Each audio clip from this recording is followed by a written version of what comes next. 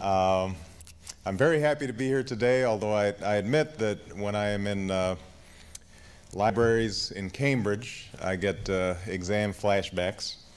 I start breaking out into cold sweats. But this is, in fact, the first time that I've been to the Cambridge Public Library, which shows you the kind of life we lead over at the law school. We don't leave campus too much. A little bit about myself and the book. A little preface. As was said in the introduction, my father was a black African, and my mother was a white American. And much of my life was spent trying to reconcile the terms of my birth,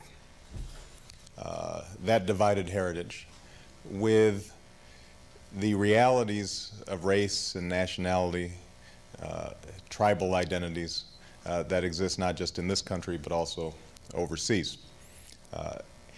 So that this book is not so much a memoir, I think, as sort of a journey of discovery for me, some sense of trying to make sense of my family. And family is always a complicated thing, but it was a little bit more complicated for me.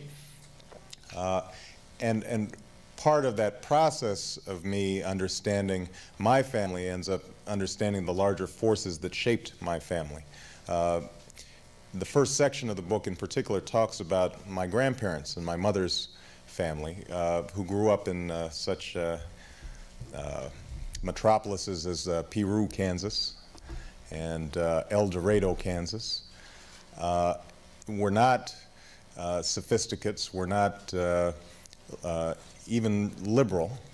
We're about as mid-American as you could get. Really, if you look at pictures of my grandparents, and there's a picture on the cover of the book, and particularly in their older years, they look like they walked straight out of American Gothic. On the other side, my father's tribe, my father's family, came from a small Kenyan village on the shores of Lake Victoria. And sometimes we forget in some of the racial conflict that takes place in this country that contact between the West and Africa, and the West and Kenya, and my father's village in particular, was relatively recent, so that my grandfather, on my father's side, was the first, or one of the first, Africans, black men, to ever see and meet and have direct contact with a white person. And this happened as recently as 1895. So that you have these widely divergent cultures coming together, and as a child, a lot of the conflicts that potentially arise out of that were tamped down in my life because they met in Hawaii.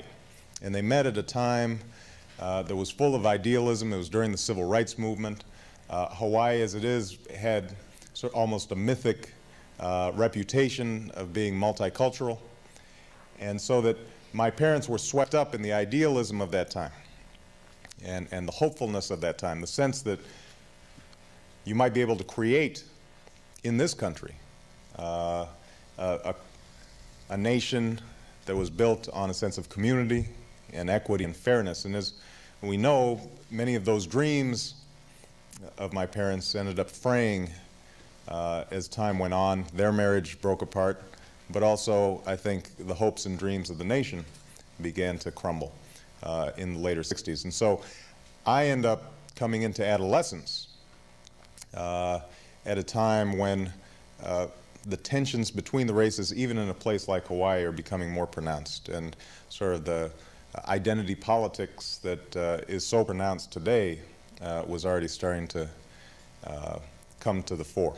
So the section that I'm going to read for you right now takes place during my adolescence. And I'm a very angry man, young man, at the time that this passage takes place. Partly because my father is absent, partly because I'm trying to struggle, what does it mean exactly to be a black man in America? Partly because I'm sufficiently isolated in Hawaii without a large African-American community, without father figures around that might guide me and steer my anger. What I end up relying on are the images and stereotypes that are coming through the media. And I'm having to patch together and piece together exactly what it means for me to be both African and an American. So the passage that I'm going to read right now takes place right after a party. And what's happened is that typically when I went to parties in high school, oftentimes there were 3 or 4 black people in a room of 300. So finally, a black friend of mine and myself decided to invite some white friends to a black party out in an army base, out in Schofield Barracks, one of the major army bases in Hawaii. And we immediately sensed that they're a little uncomfortable being in this minority situation. You know, they're sort of trying to tap their foot to the beat. You know, they're being extraordinarily friendly. And after a while, they decide, after about half an hour, they say, well, Barack, let's get going. You know, we're feeling kind of tired, we're feeling this or that. And suddenly, this sense that what I have had to put up with every day of my life is something that they find so objectionable that they can't even put up with it for a day. And these are good friends of mine and folks who had stood by me for many years. Something is triggered in my head, and I suddenly start seeing, as I say in this passage, a new map of the world. A couple of other notes of explanation. As I work through this anger, this sense of betrayal, I discover that I'm feeling that same sense of betrayal from my family. It all starts coming together. And some of the characters in the book, there will be Gramps, in this passage rather. Gramps is my grandfather. Toot is my grandmother. That's short for Tutu, which in Hawaii means grandmother. At the time when I was born, she decided she was too young to be called Granny, or Grams, so we called her Toot. And the passage finally ends with me having a conversation with a close friend of my maternal grandfather, a close friend of Gramps, a black man from Kansas named Frank, actually at the time a fairly well-known poet named Frank Marshall Davis, who had moved to Hawaii and lived there.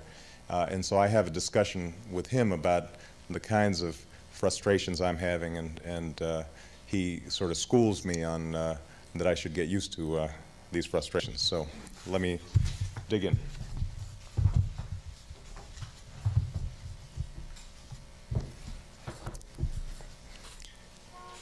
We started down the road towards town, and in the silence, my mind began to rework Ray's words that day with Kurt. All the discussions we'd had before that, the events of that night. And by the time I had dropped my friends off, I had begun to see a new map of the world, one that was frightening in its simplicity, suffocating in its implications. We were always playing on the white man's court, Ray had told me, by the white man's rules. If the principal, or the coach, or a teacher, or Kurt wanted to spit in your face, he could, because he had power and you did not. If he decided not to, if he treated you like a man or came to your defense, it was because he knew that the words you spoke, the clothes you wore, the books that you read, your ambitions and desires were already his. Whatever he decided to do, it was his decision to make, not yours, and because of that fundamental power he held over you, because it preceded and would outlast his individual motives and inclinations, any distinction between good and bad whites held negligible meaning. In fact, you couldn't even be sure that everything you had assumed to be an expression of your black unfettered self, the humor, the song, the behind-the-back pass, had been freely chosen by you. At best, these things were a refuge. At worst, a trap. Following this maddening logic, the only thing you could choose as your own was withdrawal into a smaller and smaller coil of rage, until being black meant only the knowledge of your own powerlessness and your own defeat. And the final irony, should you refuse this defeat and lash out at your captors, they would have a name for that too, a name that could cage you just as good. Like paranoid, or militant, or violent, or nigger.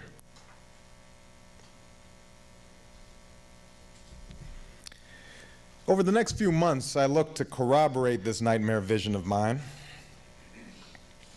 I gathered up books from the library, Baldwin, Ellison, Hughes, Wright, Dubois.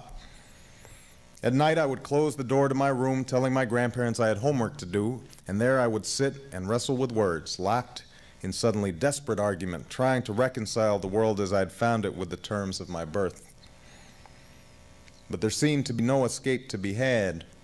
In every page of every book, in Bigger Thomas and Invisible Men, I kept finding the same anguish, the same doubt, a self-contempt that neither irony nor intellect seemed able to deflect. Even Dubois' learning and Baldwin's love and Langston's humor eventually succumbed to its corrosive force, each man finally forced to doubt art's redemptive power, each man finally forced to withdraw, one to Africa, one to Europe, one deeper into the bowels of Harlem, but all of them in the same weary flight, all of them exhausted, bitter men, the devil at their heels. Only Malcolm X's autobiography seemed to offer something different. His repeated acts of self-creation spoke to me. The blunt poetry of his words, his insistence on respect, promised a new and uncompromising order, martial in its discipline, forged through sheer force of will. All the other stuff, the talk of blue-eyed devils and apocalypse, was incidental to that program, I decided. Religious baggage that Malcolm himself seemed to have safely abandoned towards the end of his life. And yet, even as I imagined myself following Malcolm's call, one line in the book stayed with me. For he spoke of a wish he'd once had, the wish that the white blood that ran through him there by an act of violence might somehow be expunged. I knew that for Malcolm, that wish would never be incidental.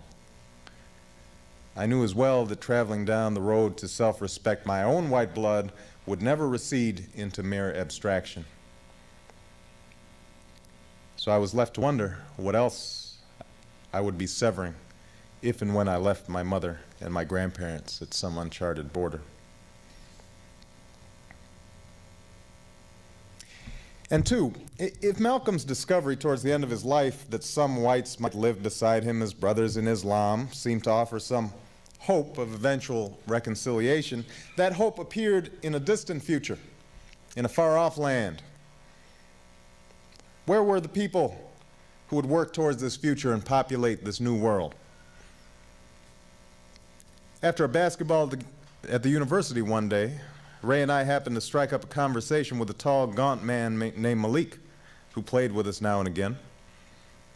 Malik mentioned that he was a follower of the Nation of Islam, but that since Malcolm had died and he had moved to Hawaii, he no longer went to mosque or political meetings, although he still sought comfort in solitary prayer. One of the guys sitting nearby must have overheard us, for he leaned over with a sagacious expression on his face. "Y'all talking about Malcolm, huh?" "Malcolm tells us like it is, no doubt about it." "Yeah," the other guy said, "but I tell you what, you won't see me moving to no African jungle anytime soon.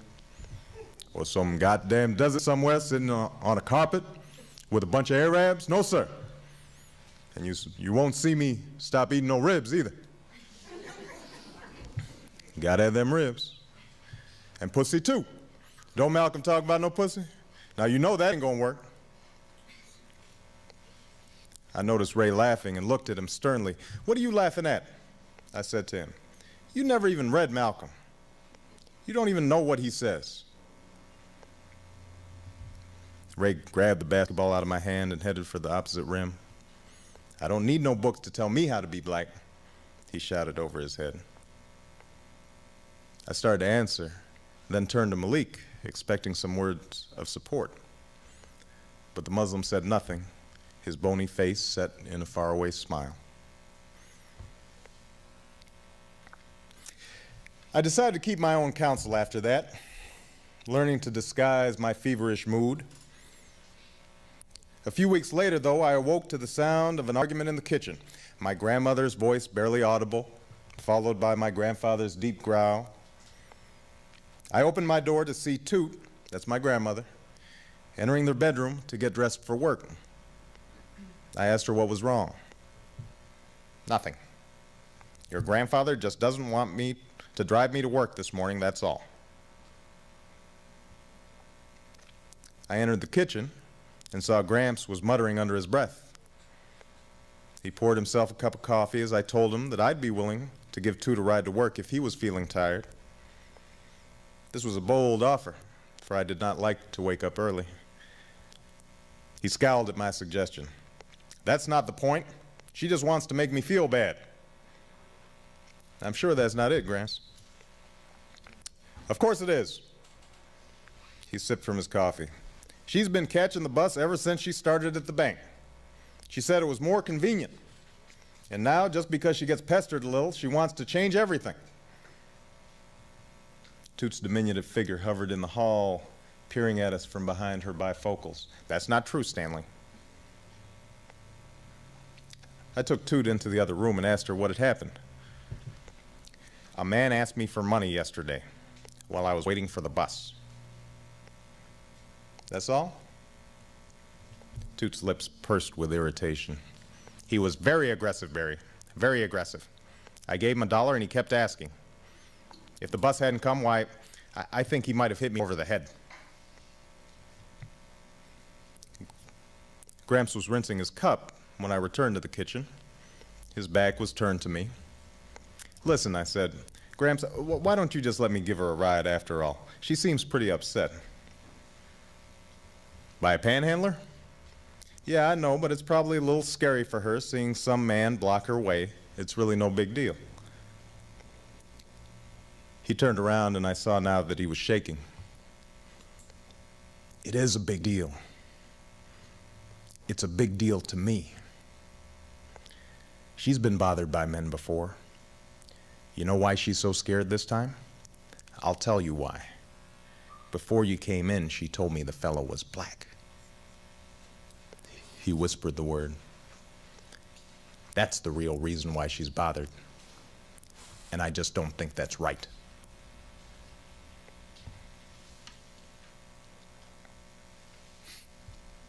His words were like a fist in my stomach, and I wobbled to regain my composure. In my steadiest voice, I told him that such an attitude bothered me too, but assured him that Toot's fears would pass and that we should give her a ride in the meantime. Gramps slumped into a chair in the living room and said he was sorry he had told me. Before my eyes, he grew small and old and very sad. I put my hand on his shoulder and told him that it was all right. I understood. We remained like that for several minutes in painful silence. Finally, he insisted that he drive Toot after all, and struggled up from his seat to get dressed. After they left, though, I sat on the edge of my bed and thought about my grandparents. They had sacrificed again and again for me. They had poured all their lingering hopes into my success. Never had they given me reason to doubt their love, and I doubted if they ever would. And yet I knew that men who might easily have been my brothers could still inspire their rawest fears.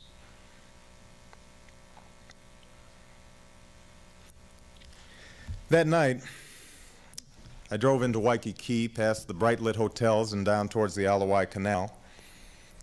It took me a while to recognize the house with its wobbly porch and low-pitched roof.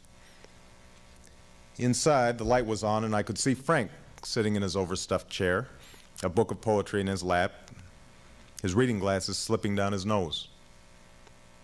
I sat in the car, watching him for a time, then finally got out and tapped on the door. The old man barely looked up as he rose to undo the latch. It had been 3 years since I'd seen him. Want a drink? He asked me.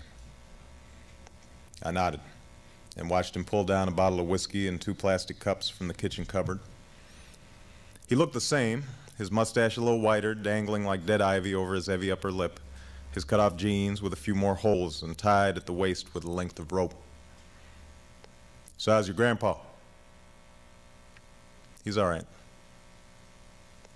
So what are you doing here? I wasn't sure. I told Frank some of what had happened. He nodded and poured us each a shot. "Funny cat, your grandfather," he said. "You know, we grew up maybe 50 miles apart?" I shook my head. "We sure did. Both of us lived near Wichita. We didn't know each other, of course. I was long gone by the time he was old enough to remember anything. I might have seen some of his people, though. Might have passed them on the street. If I did, I would have had to step off the sidewalk to give him room. Your grandpa ever tell you about things like that?" I threw the whiskey down my throat, shaking my head again. "No," Frank said. "I don't suppose he would have. Stan doesn't like to talk about that part of Kansas much. Makes him uncomfortable. Why, he told me once about a black girl they hired to look after your mother. A preacher's daughter, I think it was. Told me how she became a regular part of the family. That's how he remembers it, you understand. This girl coming in to look after somebody else's children, her mother coming in to do somebody else's laundry. A regular part of the family."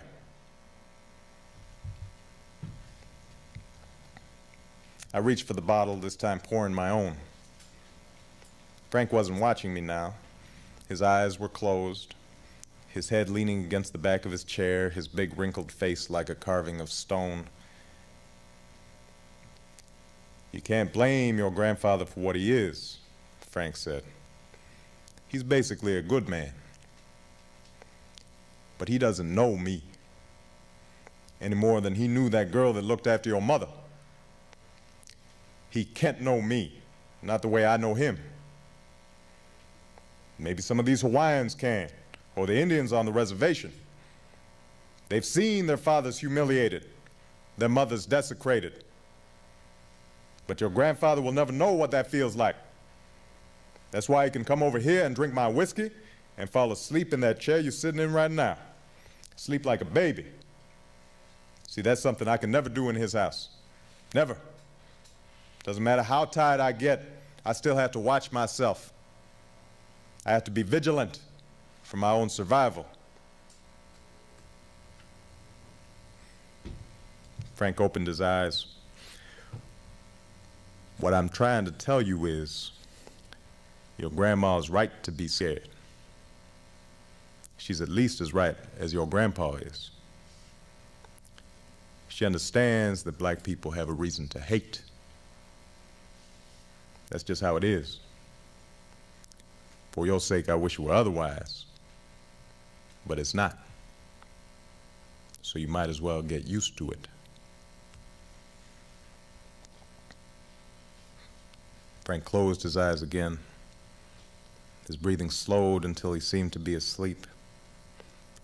I thought about waking him, then decided against it and walked back to the car.